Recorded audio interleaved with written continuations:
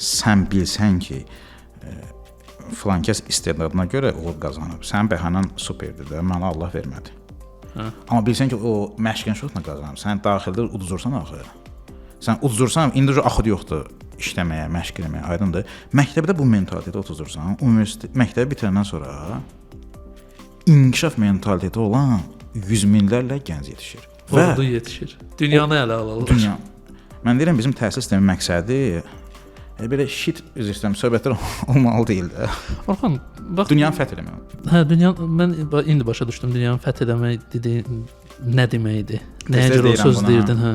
O 100 min deyək ki, şagirdi bu formada yetişdirmək bizim indi sən öz müşahidəvə görədir də təhsil sistemi, bizim maddi imkanlar, bizim texniki baza ona imkan verərmi ki, 100 min şagirdi eyni vaxtda belə formada yetişdirsin və hər il gələn yenicə minlərlə şagirdi yenə də bu formada yetişdirsinlər?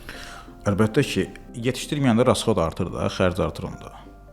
O yetişdirmədiyin tələbə sonra cəza çəkmə müəssisəsinə düşür, onu gündəlik yemək. Orada vergidən çıxır. Sonra o da düzdür. Amma yetişdir bıraq dünyaya getsinlər hər yerdə inkişaf. Evdə oturacaq, evdə nə rasxod var ki?